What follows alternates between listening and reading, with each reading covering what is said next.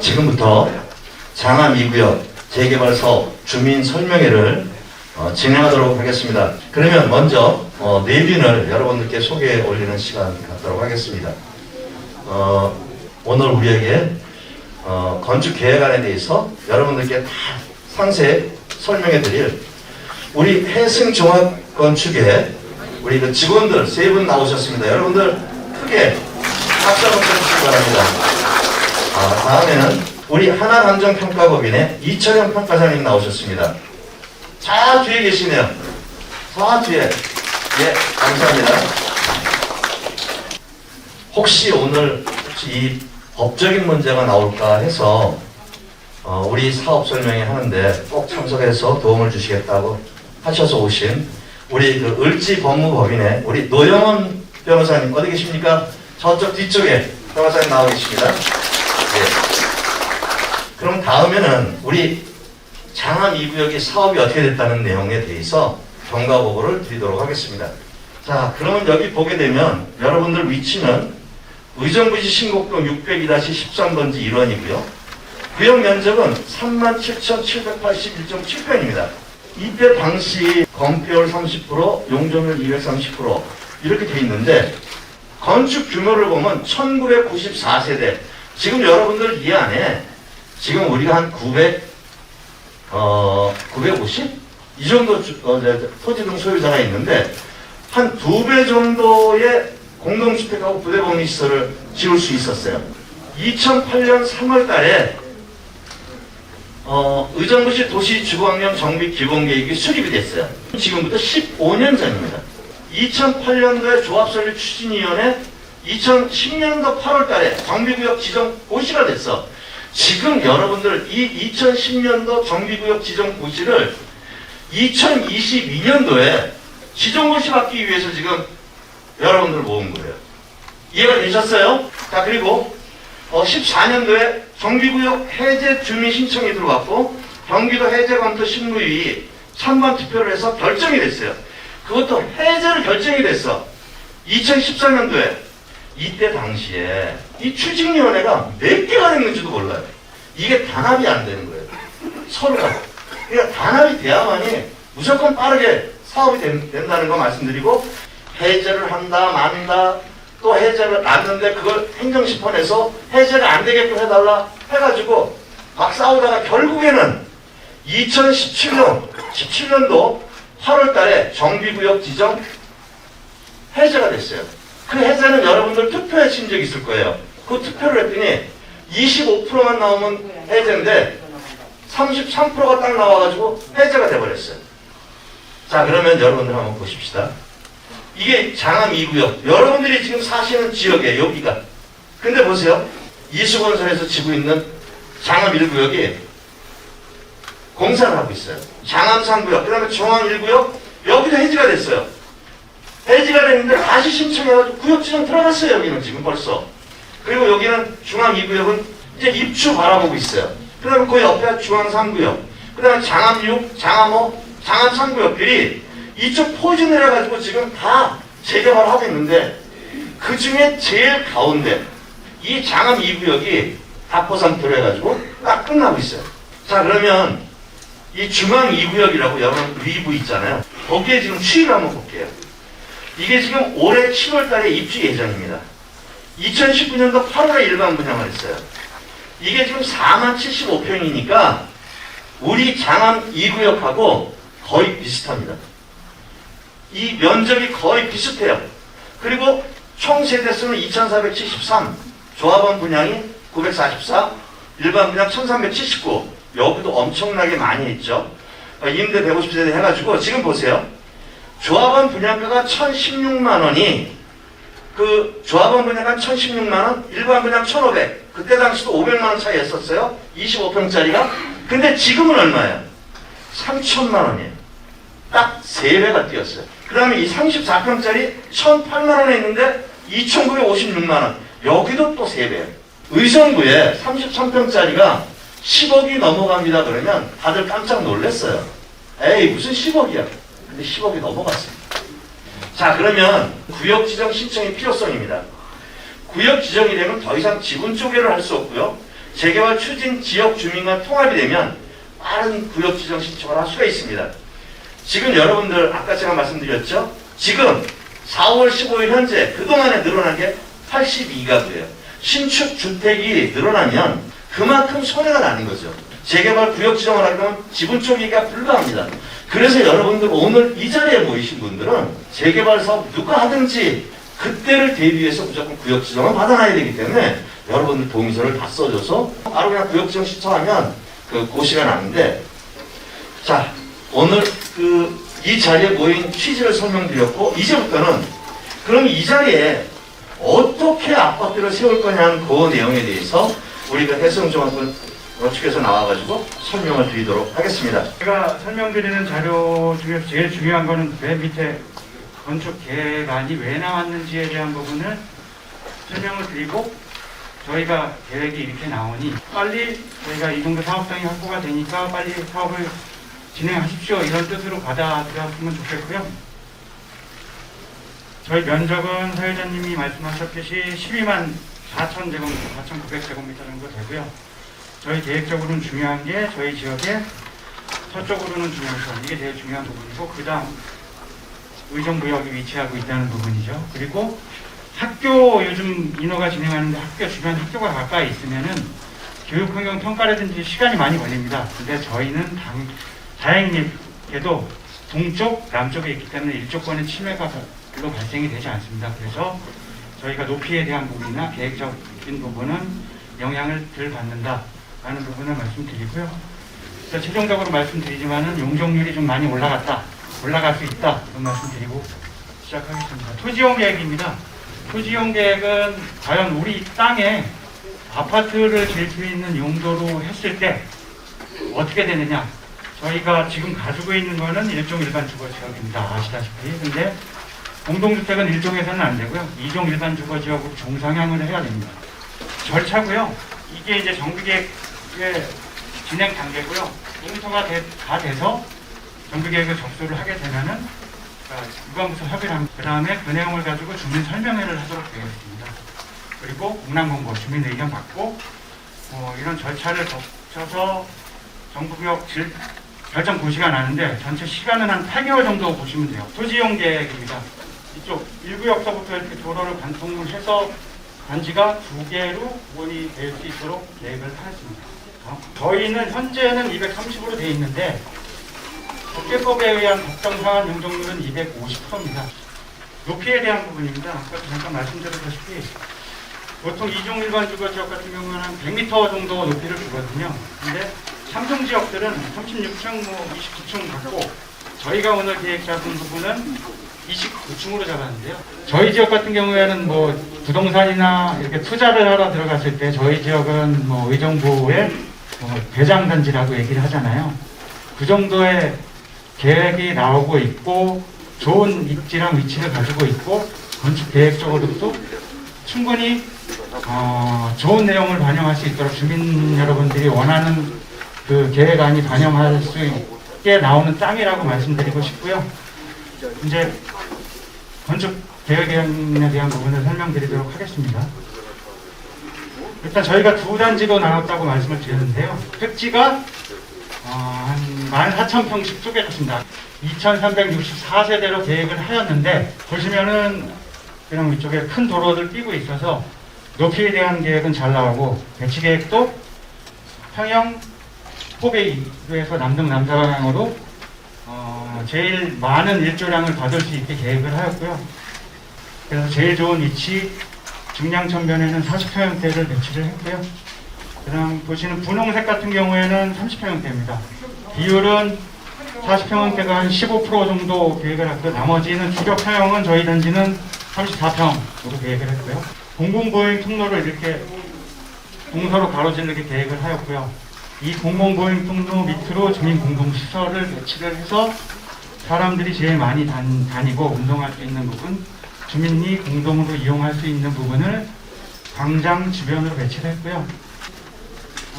주차 대수도 보통 저희가 지하주차장 들어간 출입구를 500세대 정도면은 한 위치를 두게 되는데요. 이 단지 1, 2단지 다 1000세대가 넘어가기 때문에 이쪽, 위쪽, 아래쪽에서 보행 및 차량이 진출입할 수 있도록 두 개 위치로 계획을 하였고, 유니트에 대한 부분입니다. 유니트는 이제 계속 바뀝니다.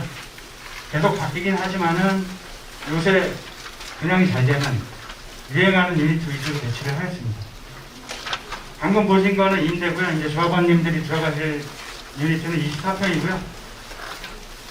24평도 4베이, 하나, 둘, 셋, 넷. 이게 1베이, 2베이, 3베이, 4베이라고 하는데요. 이명, 대방형, 맞동, 투명 모두 4베이로 계획을 하였고요. 30평형대? 30평형대도 다 4베이로 계획이 됩니다. 40평형대? 40평형대 같은 경우에는 5베이라고 그러죠. 분양성이 극대화될 수 있도록 최대한 넓게 계획을 하고요. 제일 중요한 거는 속도라고 생각을 하고요. 최대한 도움을 많이 주셔서 여러분님, 그러니까 조합원 여러분들이 원하는 주택에 빨리 들어갈 수 있도록 최선의 노력을 다하도록 하겠습니다. 감사합니다. 자, 이 건축 계획에 대해서는 이 정도 하고요. 주민 설명회, 사업 설명회를 준비하신 우리 여기 준비위원장이 계십니다. 누구냐면 우리 우홍성 준비위원장님, 여러분들께 소개 올리겠습니다.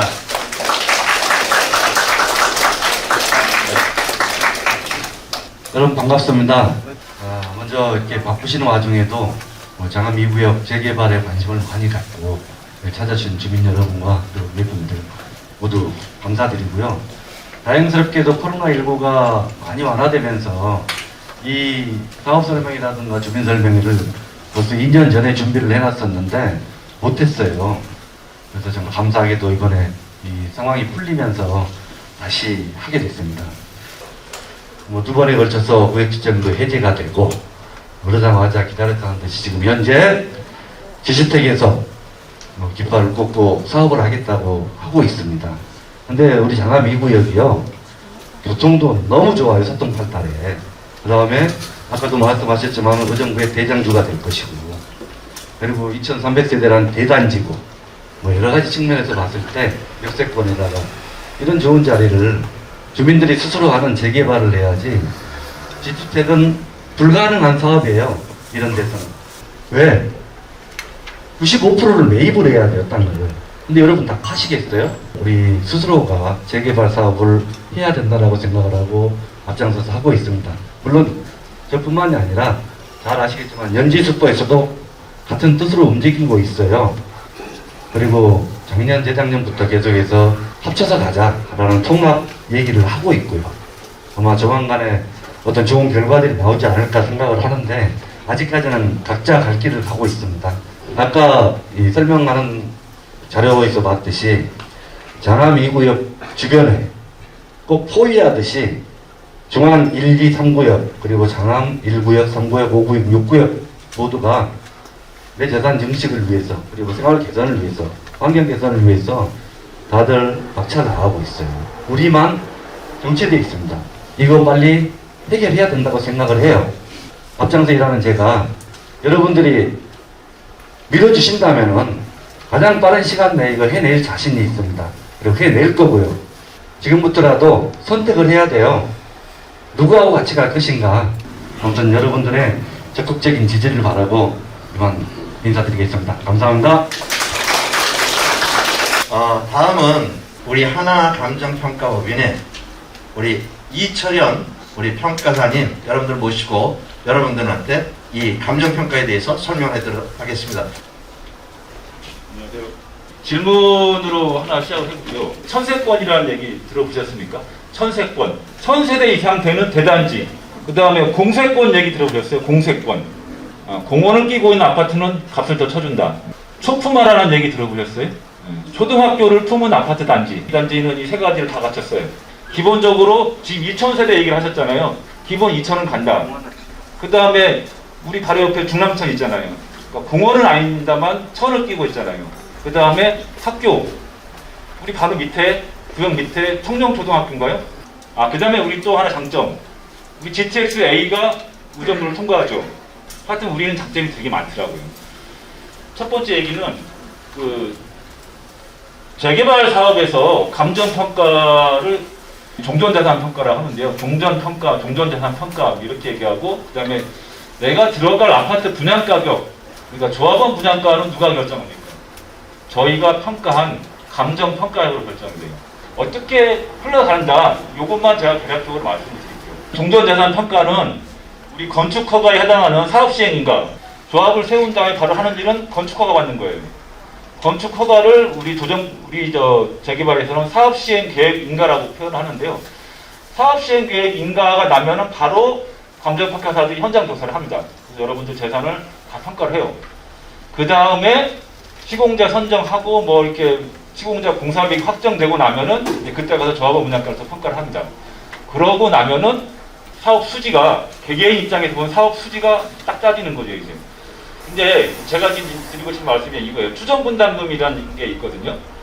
추진위원회가 조합 설립 동의서를 받고자 하는 경우에는 반드시 추정분담금 선정을 해서 그 자료를 여러분들한테 제공을 하게 돼 있어요, 법적으로. 물론 추정분담금이기 때문에 실제 사업시행 인가 받고 나서 정식으로 하는 정식 감정평가 금액과는 당연히 다릅니다.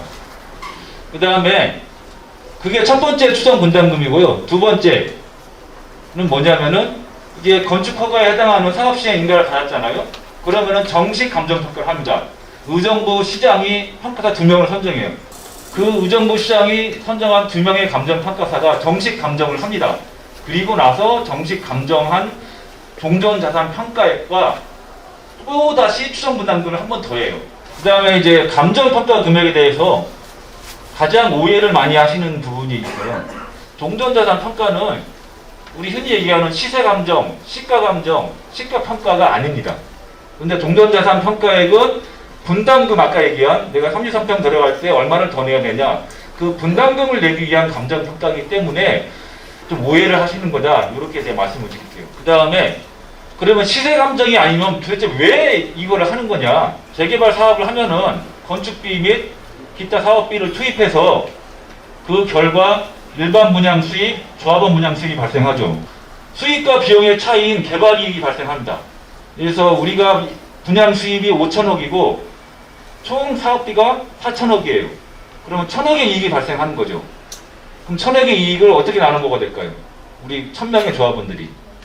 어떻게 나눠 먹는 게 제일 합리적일까요? 10억인 사람이, 그 집값이 10억인 사람하고 건물만 가지고 있어 집값이 500만 원밖에 안 되는 사람하고 똑같이 1000분의 1, n분의 1로 나눠 먹으면 뭔가 좀 이상하죠. 여러분들 주식회사 주식 투자하시는 분들은 잘 아시겠지만은 주식 비율들 배당하잖아요. 재개발은 동돌대산 평가액입니다. 그 다음에 요거 이제 그럼 언제 시점으로 평가하냐? 이거 사진이 있는데요. 이게 작년 5월 달에 매일경제신문에 나온 사진입니다. 비대위에서 뭐라고 하냐면은 2021년인데 2014년 감정평가액으로 우리 동네 재개발 추진이 웬 말이냐? 조합장 물러가라, 뭐 이런 얘기죠. 이게 맞는 얘기일까요? 이거는 이 비대위 분들이 일부러 주민들을 속이는 거예요. 선동하는 겁니다. 우리 법에 보면은 2021년에 평가하건 2030년에 평가하건 사업시행 인가를 받은 날, 아까 건축허가라고 그랬잖아요. 건축허가 받은 날로 평가하게 법에 돼 있어요. 그러니까 여기 소자 1-1구역은 2014년에 사업시행 인가를 받은 거죠.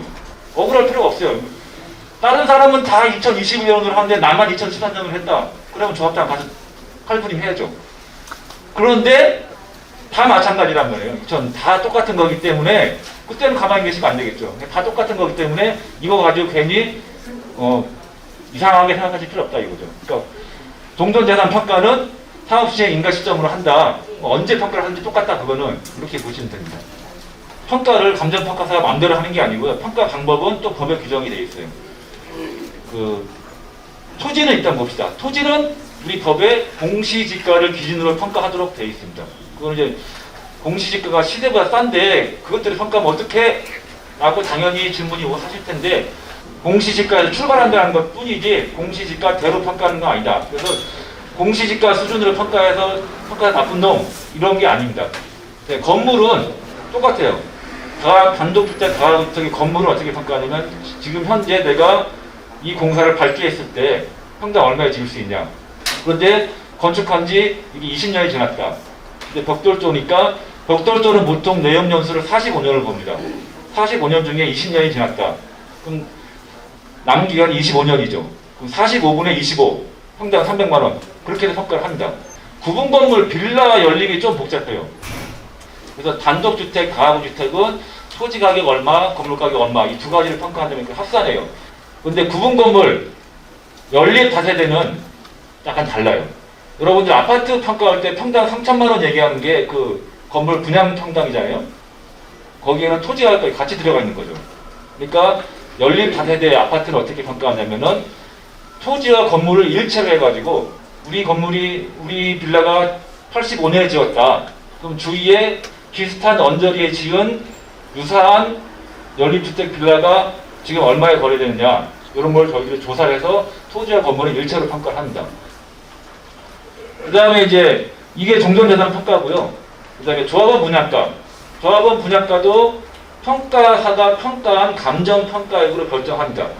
그걸 보면은 현재 우리나라의 아파트 분양가 결정 구조가 이렇게 좀 복잡합니다.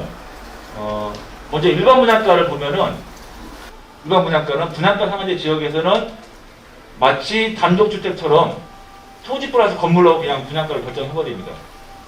그래서 택지 평가에 플러스 건축비를 기초로 해서 그 분양가 결정은 누가 하냐? 조합이 하는 게 아니고요. 시군구 분양가 심의위원회 심의로 결정돼요. 다행히 우리는 분양가 상한제가 아닌데 바로 위에 우리 장암 1구역 있죠? 장암 1구역 분양가를 어떻게 결정했는지를 보면 바로 알 수 있어요. 여기 분양가는 실질적으로 어떻게 결정되냐면은 허그라는 데가 있어요. 허그. 주택도시보증공사가 있는데요. 일반 분양을 하기 위해서는 반드시 이 보증을 받아야 됩니다. 그 보증을 쓰면서 얘네가 분양가를 아예 제시를 해요. 이거 이상으로 난 보증 안 해줄래. 이거 이상 가져오면 난 보증 못해. 하려면 하고 말라면 말어. 이런 식이거든 지금. 그런데 조합원 분양가는 물론 감정평가사가 평가를 결정하지만은 일반 분양가보다 저렴합니다. 일반적으로. 그렇게 보시면 돼요. 그 다음에 상가. 구역 내에서 장사하시는 분들은 상가를 갖고 싶어 하실 수 있잖아요. 그 상가의 조합원 분양가 역시 감정평가로 결정됩니다. 그러면은 아까 말씀드렸잖아요. 의정부는 허그의 분양가, 그 허그 심사 기준에 따른 그 분양가가 결정되는 지역인데 허그 심사 기준이 뭐냐를 좀 한번 봐야 돼요. 허그의 분양가 심사 기준은 하나, 둘, 셋, 넷, 다섯, 여섯, 일곱, 8가지를 보게 돼 있어요. 그런데 8가지 보시면은 입지가 4가지가 있고요. 사업 안정성이라는 게 있는데 이거는 시공사에 관한 거예요. 시공사. 그런데 잘 아시겠지만은 2,000세대 넘는 대규모 단지면은 들어오지 말라고 해도 대한민국의 유명한 브랜드들은 다 들어옵니다. 들어오지 마세요를 하고 다 들어올 거예요. 그러니까 이 부분에 대해서는 여러분들은 걱정하실 필요가 없어요. 여기 다 만점 받고 간다. 이렇게 보시면 돼요. 그러면 이제 단지 규모 남는 게 6가지잖아요. 교통환경, 주거환경, 교육환경, 매매가 수준, 그 다음에 단지 규모, 건폐율 이렇게 있는데 6가지 중에 가장 배점이 큰 게 뭐냐면요. 단지 규모예요. 단지 규모하고 시공사의 신용평가 등급인데 시공사의 신용평가 등급 우리는 걱정하지 않으셔도 된다고 했잖아요. 이거는 그냥 벽점 맞고 간다고 보면은 나머지는 단지 규모예요. 제가 이거 여기 설명하기 위해서 자료를 한번 쭉 조사를 해봤거든요. 현재 의정부 내에 있는 주요 아파트 단지 쭉 조사를 한 거예요. 점수를. 그런데 가장 큰 거는 중앙생활권 2구역. 이게 2019년에 분양했죠. 의정부역 센트럴 자유 2구 캐슬 여기가 2,473세대로 가장 큽니다. 재개발로서 2,000세대 넘어가는 거는 중앙 2구역하고 우리가 유일하다. 이렇게 보시면 돼요. 그러면은 자꾸 대장주, 대단지 이게 왜 좋은가? 그거 제가 실제 사례를 말씀드리고 제 설명을 마치도록 하겠습니다. 대단지만 대한민국의 유명한 대단지만 한번 쭉 제가 뽑아봤거든요. 둔촌중앙이 제일 크죠? 그럼 큰 단지하고 큰 단지가 아닌 조그만 단지하고 가격차가 얼마나 나냐? 그걸 제가 실제 사례를 하나 보여드리고 설명을 마칠게요. 마레프입니다. 마포레미아 푸르지오. 여기 2014년에 입주했으니까 10년이 다 돼가는 아파트입니다. 여기 33평 지금 KD 시세 18억 9천인데요. 20억으로 보시면 돼요. 그런데 여기 길 하나 사이로 여기 마포 센트럴 아이파크가 있습니다. 오히려 마레프보다 3년 늦게 입주했어요. 2017년 11월에 입주했습니다. 여기 497세대, 이거 500세대예요. 단지 규모 차이가 엄청나죠. 여기 지금 근데 저 새 아파트임에도 불구하고 33평이 17억 5천밖에 안 돼요. 여기는 여기가 20억은 못 갑니다. 절대로. 그게 다른 건 설명할 수 없어요. 단지 규모 차이밖에 없는 거예요. 근데 우리는 어쨌든 내가 지금 상황에서 보면은 2,000개 이상 짓는데 조합원은 1,000명이 안 된단 말이에요, 지금. 그러니까 당연히 사업성은 어느 정도는 나오지 않겠냐. 물론 계산해봐야 됩니다. 그죠? 그런데 빨리 정비구역 지정을 해야 이 세대수가 조합원이 늘어나는 걸 막을 수 있기 때문에 그런 부분에서는 그것만 신경을 쓰시면은 제가 보기엔 굉장히 양호한 입지, 여러 가지 대규모 단지, 여러 가지 조건들이 좋다. 이렇게 말씀을 드리고 설명을 마치겠습니다.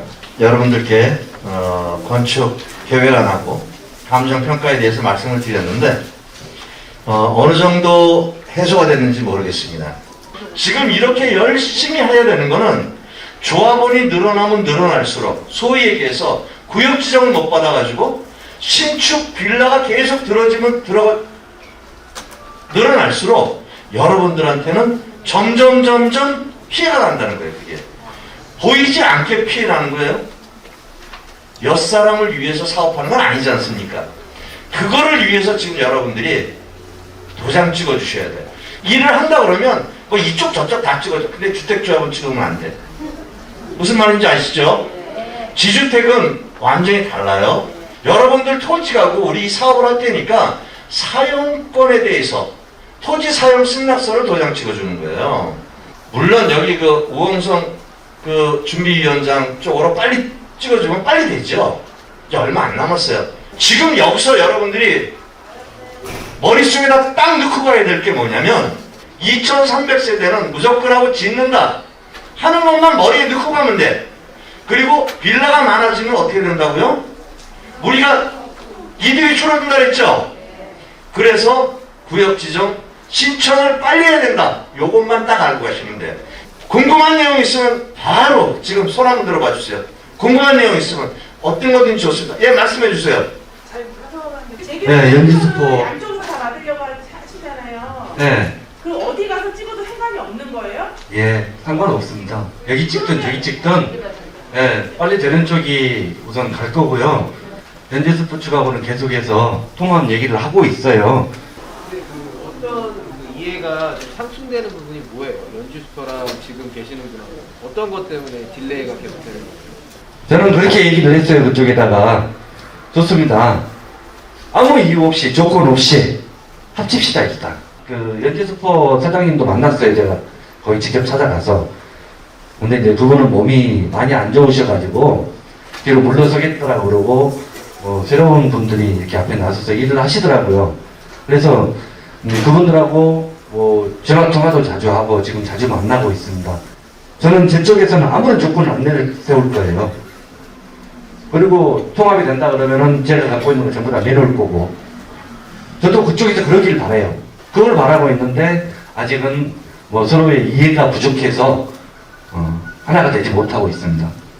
근데 조만간에 그렇게 됐으면 좋겠어요. 예. 거기서 몇 프로 달성됐나요? 정확하게?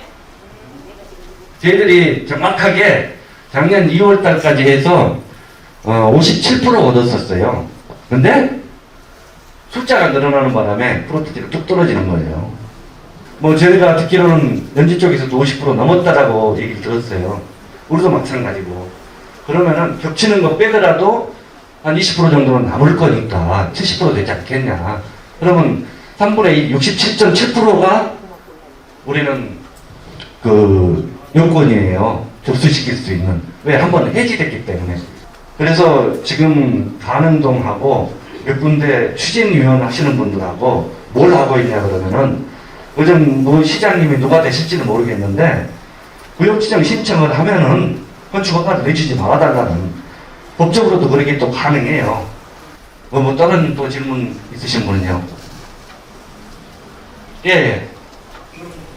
대개발 준비위원회하고 준비 모임하고 분열이 돼가지고 지금 동의서가 저조합니다. 그러니까 연지 10%의 동의서를 내신 분들께서도 여기 준비위원회에 좀 동참을 해주셔서 같이 훈련을 일체되어 하나가 돼서 우리 가상 가치를 중심하기 위해서 하루밖에 동의서를 내주시기를 부탁드립니다. 네, 감사합니다. 저희들이 원하는 게 다 그거예요. 누가 됐든 빨리 구역지역을 신청해놓고 추진위원장은 조합원들 선택을 받자는 얘기예요. 만약에 제가 신청을 했어요. 제가 된다는 보장이 어디 있습니까? 또 다른 사람들이 잘하실 수 있는 분들이 있으면은 조합원들 선택을 받으면 되는 거예요. 네. 제가 그쪽에다가도 똑같은 얘기를 했습니다. 여기 계신 분들이 참여를 해서 나중에 대의원을 하셔서 잘못되는 부분을 좀 막아주실 분들이 계셔야 돼요. 그러지 않으면 위원회는 자기 마음대로 가주시죠. 그래서 대의원들이 계시면 돼요. 여기 나오신 분들 나중에 참여하셔갖고 대의원 하시면 여기가 잘못되는 상황은 다 막을 수 있어요. 그러니까 관심 가져주시면 금사표를 주세요. 이 내용 가지고 여기 있는 분들이 그런 대의원을 하겠다는 마음만 가지면 나 금사표를 주세요.